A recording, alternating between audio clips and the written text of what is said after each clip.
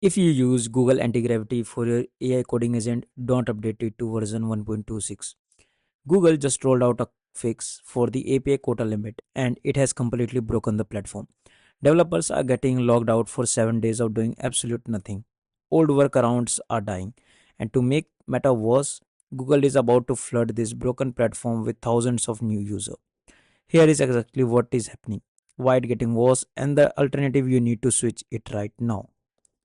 Let's do a quick recap.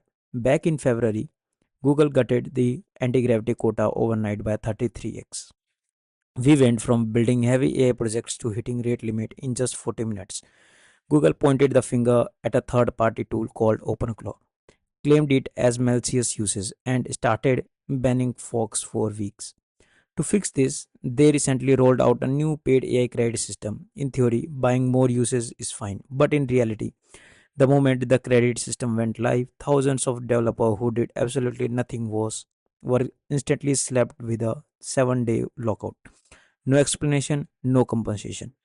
Now, if you saw my last video, you know I dropped a 5 account rotation strategy to bypass these limits. That still works if you are careful, but the other popular workaround, downgrading to the older pre-grade version of anti-gravity, is now dead. If you try to downgrade now, you will get a massive syncing error, connectivity drops, and login lockouts. Even if you update to the newest version 1.26, the bug's still there, and Google only responds a useless troubleshooting doc for March 2026 that literally fixed nothing.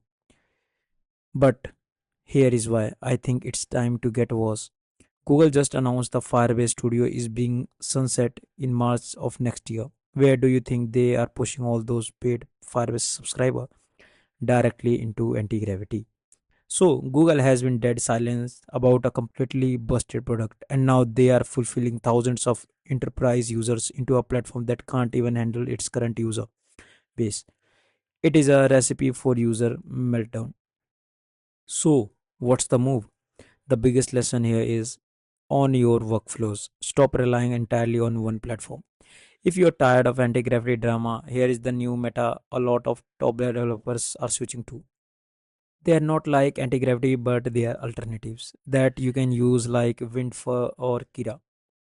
But still, I'm going to use anti-gravity for my future use and try and think if they got any issue related task or something that fixes or not. And I'm going to use this 5 account bypass trick, but if you don't know, you can go and check this out, check the video. I will provide the link in the description. Okay, so are you guys staying on the anti-gravity or migrated to Windfur or Kira? Let me know in the comment section and make sure to drop a like, subscribe to Procol 09, and I will see you in the next video. Happy coding.